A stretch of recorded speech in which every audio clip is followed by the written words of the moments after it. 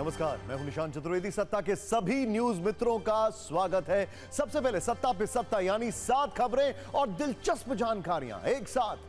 आज पहले हम आपको राहुल गांधी के शक्ति संबोधन पर पीएम का शक्ति उद्घोष दिखाएंगे।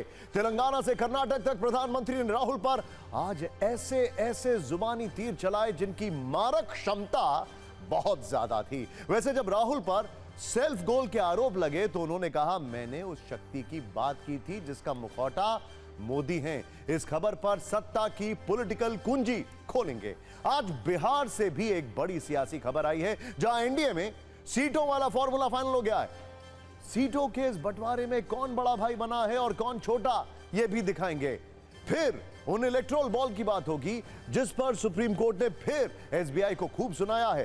कोर्ट ने एसबीआई से साफ कहा है कि वो इलेक्ट्रोल बॉन्ड से जुड़ी एक एक डिटेल 21 मार्च तक दे, साथ ही यूनिक बॉन्ड नंबर्स की भी जानकारी दे। इसका असर क्या होगा, आसान भाषा में हम आपको समझाएंगे। इलेक्शन से पहले चुनाव आयोग फुल एक्शन में आ गया है। उसने 6 राज्यों के गृह सचिव हटा दिए हैं। इन राज्यों में गुजरात, यूपी, बिहार, झारखंड, हिमाचल प्रदेश और उत्तराखंड शामिल हैं। चुनाव आयोग ने साथ ही पश्चिम बंगाल के डीजीपी को हटाने के निर्देश भी दे दिए हैं। एक बड़ी खबर दिल्ली से। आम आदमी पार्टी के नेता और दिल्ली सरकार के पूर्व मंत्री सत्येंद्र जैन की जमानत सुप्रीम कोर्ट ने खारिज कर दी है। कोर्ट ने उन्हें तुरंत सरेंडर करने के आदेश दिए हैं। सत्येंद्र जैन 26 मई 2023 से मेडिकल बेल पर हैं। आज सत्ता में श्रीनगर से भी न्यूज मित्रों के लिए एक बहुत अद्भुत तस्वीर आई है। सोचिए, जिस कश्मीर में लोग स्कीइंग करने से डरते थे, आज उसी कश्मीर की डल झील के किनारे फॉर्मूला कार रेसेस हो रही। एक ऐसी तस्वीर जो इस बात का प्रमाण है कि 370 हटने के बाद कश्मीर कितना बदल गया है। यह खबर आज पाकिस्तान को बेचैन कर देगी। आज सत्ता में सत्ताधारी व्लादिमीर पुतिन की भी बात होगी, जो 5वीं बार रूस के राष्ट्रपति बन गए हैं। करीब 88% वोटों की प्रचंड जीत के साथ पुतिन ने राष्ट्रपति चुनाव जीत लिया है और इस जीत के साथ उन्होंने 5 ऐसी बातें कही जिसमें तीसरे विश्व युद्ध वाले संकेत हैं। पुतिन की जीत को देखकर इस वक्त दुनिया में सबसे ज्यादा कौन बेचैन है, यह भी देखेंगे। लेकिन सत्ता की शुरुआत आज के सबसे ट्रेंडिंग शब्द शक्ति से करते हैं। यह वो शब्द है जो पिछले 24 घंटे में मुंबई से लेकर हैदराबाद की राजनीतिक रैलियों, दिल्ली में नेताओं के बयानों और सोशल मीडिया के पोस्ट पर टॉप ट्रेंड कर रहा है। इस शब्द का इस्तेमाल कल सबसे पहले कांग्रेस के बड़े नेता राहुल गांधी ने मुंबई में भारत जोड़ो न्याय यात्रा के समापन पर हुई एक रैली में किया। उनकी रैली के खत्म होने के करीब 15 घंटे बाद मुंबई से 700 किलोमीटर दूर हैदराबाद में पीएम मोदी ने राहुल गांधी पर शक्ति बाण चलाए।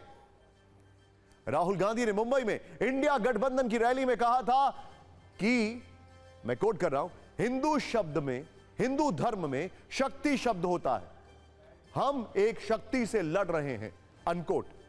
इसी शक्ति शब्द को पीएम मोदी ने अपना हथियार बना लिया और आज हैदराबाद की रैली में कहा, मेरे लिए तो हर मां बेटी शक्ति का रूप है। मैं इनको शक्ति के रूप में पूछता हूं और इनकी रक्षा के लिए जान की बाजी लगा दूंगा। मुंबई में जो रैली राहुल गांधी ने की थी, इसमें उन्होंने यह भी कहा था कि राजा की आत्मा ईवीएम में है और देश की हर संस्था में है, ईडी, सीबीआई, आईटी में। राहुल गांधी भले ही शक्ति को अपनी तरह से परिभाषित करने की कोशिश करें, लेकिन पीएम मोदी ने हैदराबाद की रैली में यह साफ साफ कहा कि मुकाबला 4 जून को हो जाएगा कि कौन शक्ति का विनाश कर सकता है और कौन शक्ति का आशीर्वाद प्राप्त कर सकता है। दोनों नेताओं ने शक्ति शब्द का इस्तेमाल कर चुनाव अभियान की धुआंधार शुरुआत की है। एक बार दोनों नेताओं के तीखे हमले सुनिए, फिर आपको शक्ति शब्द में कितनी राजनीतिक शक्ति है, इस पर सत्ता की एक शक्तिशाली कुंजी दिखाएंगे।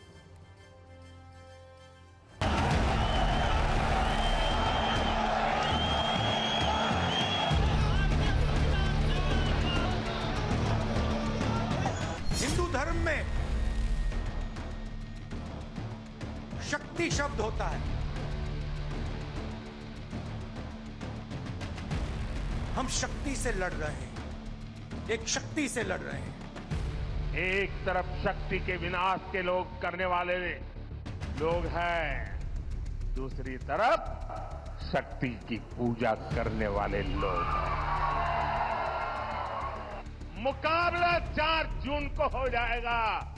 कौन शक्ति का विनाश कर सकता है और कौन शक्ति के आशीर्वाद प्राप्त कर सकता है, इसका मुकाबला 4 जून को हो जाएगा।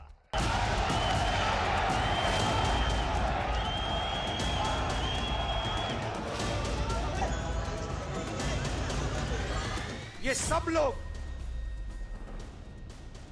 एक व्यक्ति के खिलाफ लड़ रहे हैं, नरेंद्र मोदी के खिलाफ लड़ रहे हैं। नहीं, हम एक व्यक्ति के खिलाफ भी नहीं लड़ रहे हैं। ना हम बीजेपी के खिलाफ लड़ रहे हैं, ना हम एक व्यक्ति के खिलाफ लड़ रहे हैं। हम शक्ति से लड़ रहे हैं। उन्होंने कहा है कि उनकी लड़ाई शक्ति के खिलाफ है। मेरे लिए हर मां शक्ति का रूप है।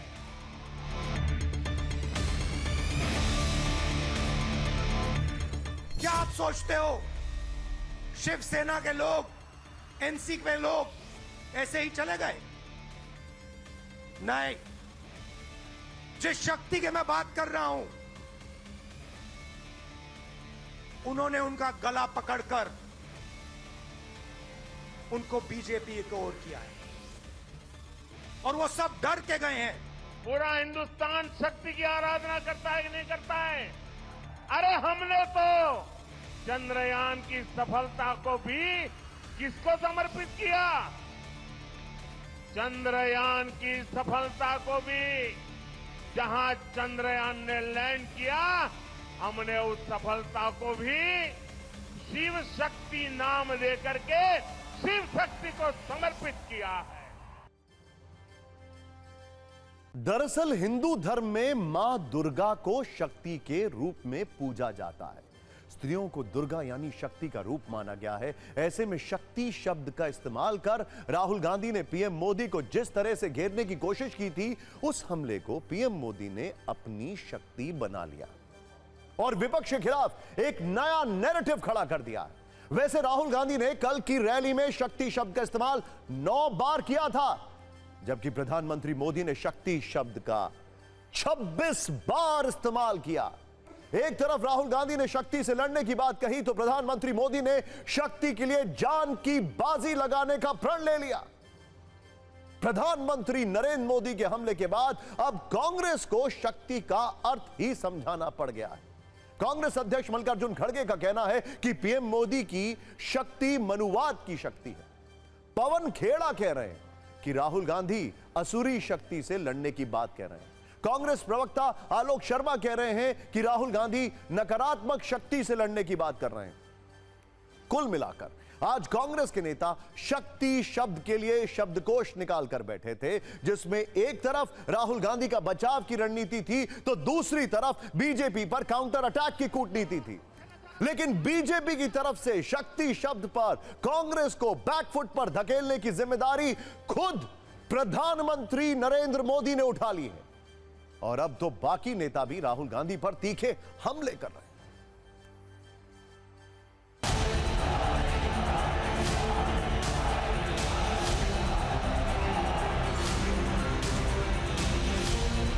यह चुनाव आसुरी शक्ति और दैवी शक्ति के बीच का चुनाव है। पिछले 10 साल में इस सरकार के पीछे बैठी आसुरी शक्ति ने महिलाओं की प्रताड़ना की। तब प्रधानमंत्री की शक्ति उपासना कहां गई थी? मुझे हंसी आती है राहुल गांधी के ऐसे शब्दों पर। उनके जो टीचर लोग हैं वो ठीक से कोच नहीं करते। सनातन तो शक्ति का उपासक आदिकाल से रहा है और हमारी पूंजी शक्ति ही है।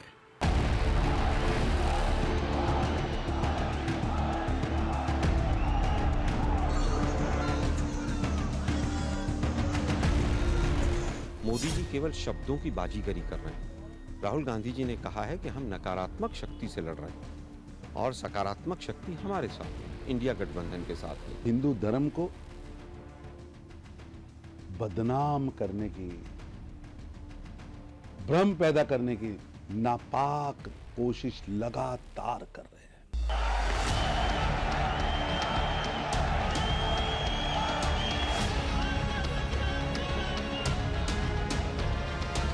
हिंदू के विरोध में है ही हैं, हिंदू से लड़ते ही हैं। आज से नहीं, जब उनके हमारे पूज्य भगवान श्री राम को भी नकार दिया, काल्पनिक कह दिया, तो ऐसी स्थिति में जो कह रहे हैं वो सही है कि वो हिंदू नहीं हैं, हिंदू विरोधी हैं।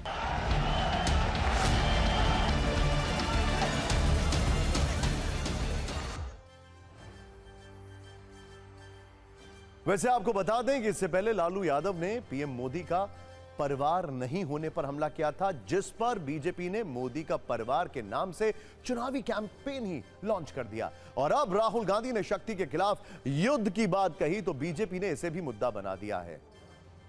वो पत्थर फेंकते हैं, ये मील के पत्थर बनाते हैं। हालांकि इस तरह के हमले बीजेपी को चुनाव में काफी फायदा पहुंचाते रहे हैं। जानकार मानते हैं कि 2014 के लोकसभा चुनाव में चाय वाला, 2019 के चुनाव में चौकीदार चोर है कि विपक्ष के नारों से बीजेपी को चुनावी विटामिन मिला था। इन राजनीतिक हमलों के बीच राहुल गांधी ने सोशल मीडिया पर एक लंबा पोस्ट लिखकर यह समझाने की कोशिश की कि उनके बयानों का घुमा फिराकर गलत अर्थ निकाला गया। राहुल गांधी ने लिखा है, कोट, मोदी जी को मेरी बातें अच्छी नहीं लगती, किसी ना किसी तरह उन्हें घुमाकर वो उनका अर्थ हमेशा बदलने की कोशिश करते हैं, क्योंकि वो जानते हैं कि मैंने एक गहरी सच्चाई बोली है। जिस शक्ति का मैंने उल्लेख किया है, जिस शक्ति से हम लड़ रहे हैं, उस शक्ति का मुखौटा मोदी जी हैं, अनकोट। उन्होंने अपनी पोस्ट में यह भी लिखा है कि उस शक्ति को मैं पहचानता हूं, उस शक्ति को नरेंद्र मोदी जी भी पहचानते हैं। वो किसी प्रकार की कोई धार्मिक शक्ति नहीं है, वो अधर्म, भ्रष्टाचार और असत्य की शक्ति है। इसीलिए जब जब मैं उसके खिलाफ आवाज उठाता हूं, मोदी जी और उनकी झूठों की मशीन बौखलाती है, भड़क जाती। अनकोट। कुल मिलाकर पीएम मोदी के हमले के बाद राहुल गांधी समेत पूरी कांग्रेस जिस तरह से सक्रिय हुई है, उसे यह संकेत माना जा सकता है कि वो पीएम मोदी को घेरने के लिए जिस शक्ति शब्द का इस्तेमाल कर रहे हैं वो कुछ और है। हिंदू धर्म की मान्यताओं से उसका कोई लेना देना नहीं।